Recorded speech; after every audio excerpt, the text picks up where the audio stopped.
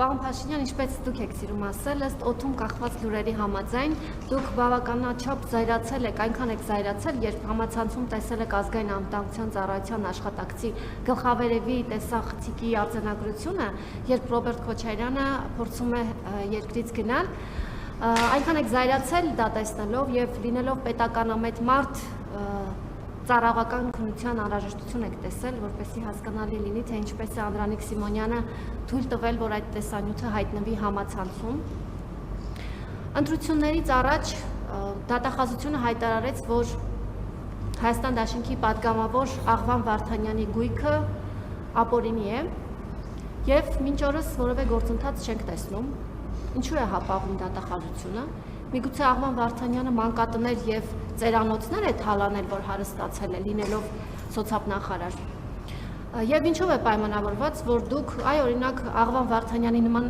ներողություն պատգամավորը, որը 2018 թվականին միակն էր, որ ձեր օգտին չքվեարկեց, դուք իր նկատմամբ որոշակի ձեր իշխանությունը որոշակի այսպես կարծես թե վերապահումով է մոտենում, բայց շարքային քաղաքացին, որը դժգոհել է ձեզնից եւ այդ դժգոհությունից ելնելով չի ընտրել ձեզ, անվանում եք կաշառակեր եւ պատրաստվում եք նրան բանտ նետել։ Շնորհակալ եմ։ Ճիշտ ասած, բան չհասկացա ձեր հարցերից։ Կարծում եմ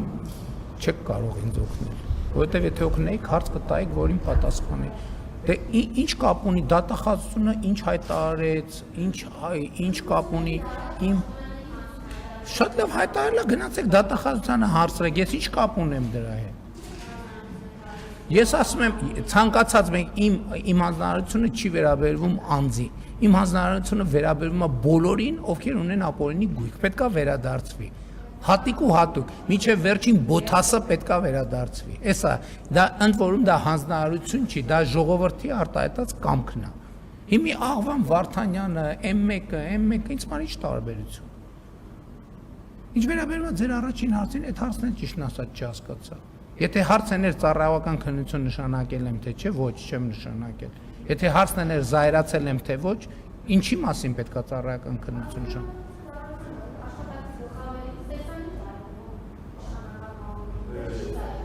Ինչի պետք է զայրացնի, բայց։ Ինձ զայրացնում եք, չհասկացա, այդ որ ձեր լրատվամիջոցներում հայտնվում է, այդ կարա, որ ուրիշ լրատվամիջոցում է։ Ոչ։ Այդ ձեր լրատվամիջոցներում հայտնվածի հետ կապված կարծեմ ոչ միայն ծառայողական քննություն, այլև քրեական գործ կա։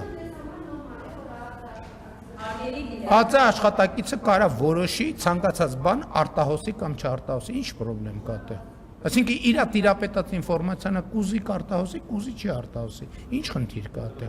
Այն իրավասու անձինք, ովքեր ունեն իրավասություն դա այդ որոշումները կայացնելու, կարան կայացնեն։ Երբ որ այդ որոշումը կայացնեն մարդիկ, որոնք դրանք իրավասությունը չունեն եւ հասանելիություն չունեն, դա արդեն օրենքի խախտում է։ Նույնիսկ ես ընդհանրապես չեմ տեսել դուք ինչի մասին եք խոսում։